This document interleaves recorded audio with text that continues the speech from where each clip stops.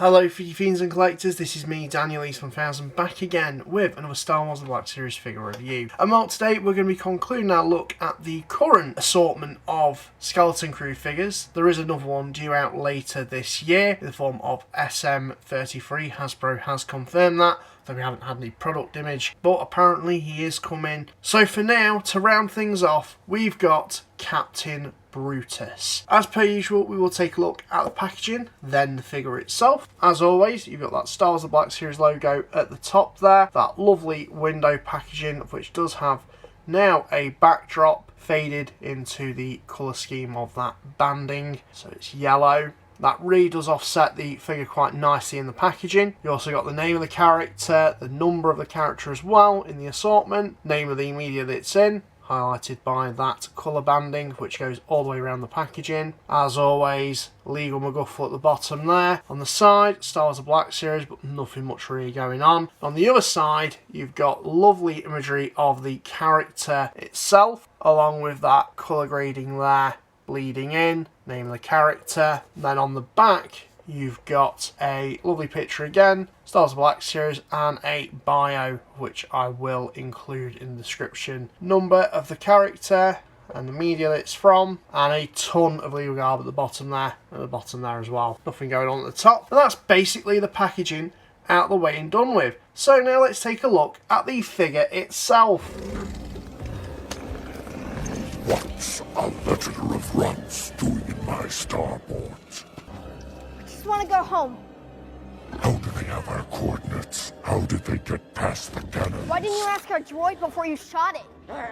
Don't worry, Captain.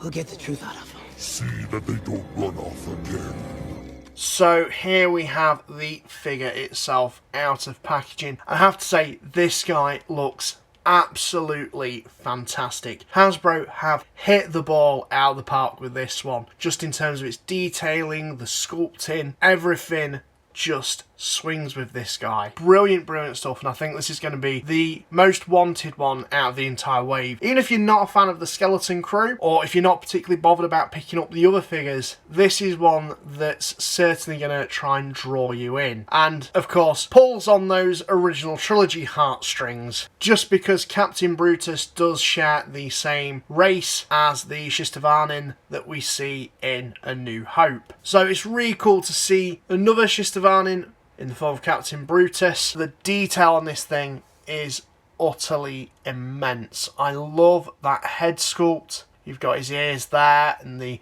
sculpted fur as well. And that really menacing face with the red eyes and snarling teeth just looks absolutely wonderful. If we turn around, that hair does continue around the back. Doesn't particularly hinder articulation too much either, which is really nice. Just continuing around at the costume though, and I have to say the costume is probably one of the most intricate, just because he has, of course, this bandolier with an assortment of blasters and just an array of different textures. So you've got this kind of like feather or fur type shoulder padding going on there, and then you've kind of got like a leather thing going on as well. Just lots of different textures, an assortment of upcycled costumes, you could say, that have been made for this guy. The cuffs there, looking very pirate-like, and it's adorned with this really interesting trim. There's also a very dirty look to him as well. They've really put some nice weathering effects. Of course, if we look down, you've got quite a few belts and holsters for the various weapons that he's carrying, and then coming down, some pretty plain trousers, but then of course he's got this karma which is really dirtied up just towards the bottom there. Lovely stuff. And then of course the boots as well. This guy just looks absolutely wonderful. There's a lot to look at, there's a lot to really marvel in terms of sculpting. Maybe a bit more paint would have been nice just to bring out some of those details, but for my mileage, this is nice. This is a nice figgy. In terms of the accessories he comes with 5 blasters in total. So you've got this very modern looking blaster, something traditionally we would see in Star Wars, but then there's a kind of pirate vibe to it as well. It does look a bit flintlock and pistol-y, and then he does actually have some flintlock and pistols. Part of you would think an old weapon like that wouldn't really fit in the Star Wars universe, but it just blends in so wonderfully. I'm not sure why that is.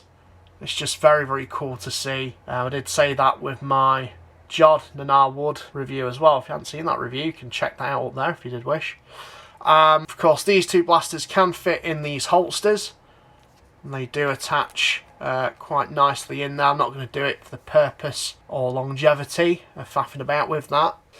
But you can also store 3 blasters in his bandolier here. So you've got these smaller flintlock and pistol, and then you've of course got a bit more of a modernised blaster there as well. But yeah, all these are loose, all these are individual, so you can pull them out and mix and match what weapons he holds and has. So this guy is absolutely packing. I can't think what else accessory wise they could include with him. I think this is perfectly fine enough. I think the sculpting and detailing really do just elevate this figure that more to be interesting and worthy enough of a purchase on its own. In terms of his articulation though, he has a ball joint in the head, a ball joint in the neck, butterfly joints in the shoulders quite impressively. It is a little bit hindered due to how bulky his costume is.